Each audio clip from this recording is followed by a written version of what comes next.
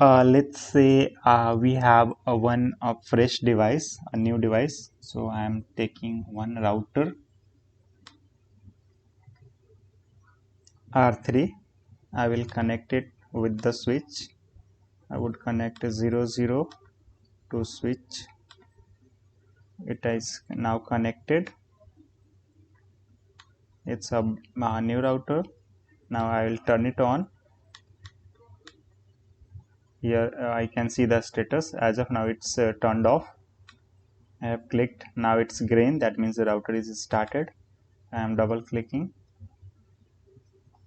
So we got the console access as well. Our router has been started. Okay, we got the prompt. Now we have to assign the IP address on this router. So it's a router 3, so I would assign 30.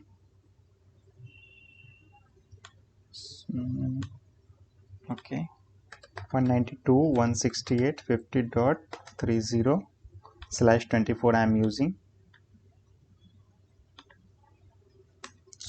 So R3 configure interface E00 IP address 192.168.50.30 no shut. Okay, sure. Okay, the interface has come up. Let me ping it.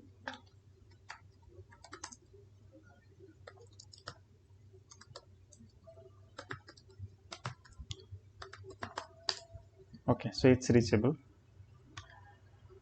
Now let me take the SSH of this device. So definitely we have not configured anything, so we won't be able to take the SSH, but let's see what error we are getting. Network error, connection refused. That means the R3 has refused the connection. So let's make some changes, and what that is required. The first one is we need to create a crypto key, and that crypto key, even to generate crypto key, it uses in background like domain name and some other parameters. So if we have not configured the domain name, we need to configure the domain name as well, but I will not directly configure the domain name. I want to show you the error. Let me increase the font size here. Appearance.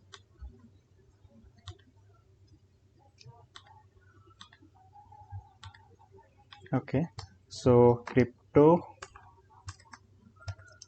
key generate RSA. So what it says, please define a domain name first. So that's what I was talking about. IP domain name Cisco. Now let me run that command, and now it is asking for how many bits in the modulus. So for 512 bits we use for SSH version 1. So if I'll configure, press the enter, a crypto key will be generated, and that would be in 512 in bits. But that we cannot use. I'm using the version which I'm using on my system that does not support SSH version 1. So that's why we can use minimum of 768 bits.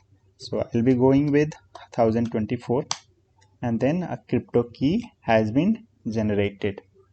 So there are some other things that has also to be configured, but I just want to show you step by steps that what could be the issues, even though this would be helpful for you while troubleshooting.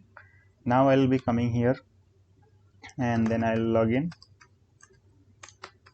50.30.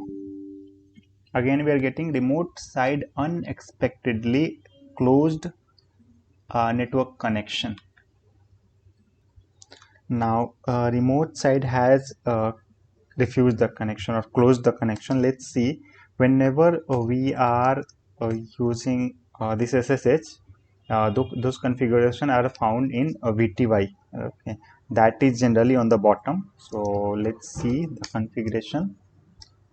So as you can see, This is the by default. It varies platform to platform, and even if you are using real devices, so there might be some different configurations. So but as of now we can see it says transport input none. That means it is not accepting any type of connection on this VTY line 0 to 4.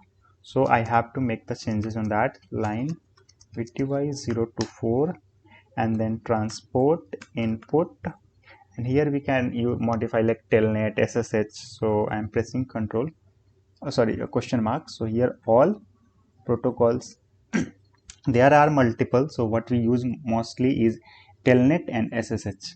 So I would be allowing it anyway. It's my lab, so telnet is not recommended, but as I'm in the lab, so I would be allowing telnet as well, SSH and telnet. Now I have allowed it, but we have not configured the user and user here on the device. So again we might get the prompt, but we won't be able to log in. So I am here clicking on restart session. Now as you can see we got this prompt, and now when I am clicking on accept, it is asking for username and password. But what username and password to be used, because we have not configured. So I will be configuring username Cisco and secret Cisco, and this, let's say configure enable password secret Cisco. That is done. Now I'll be using Cisco, and password is also Cisco, CISCO. But it says access denied even though I have entered the correct password. Why? Because in the same line, if you can see here, it says only login, where we have to mention here that use local database or local database for user authentication. There we can configure many things like AAA or radio servers. So I'll be going on the line VTY again, line VTY. As it's my lab devices, so that's why we have only 4 VTY lines.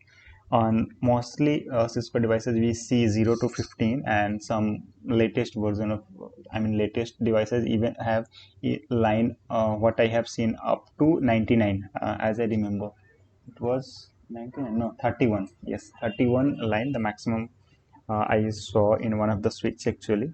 So 0 to 4, and then for login use local, and now I'll be entering the same password Cisco. We should be able to log in now. Okay, we still got the denied access. Maybe we have the session, that session is active. Let me try once again. If not, I'll just close the session and then try to log in.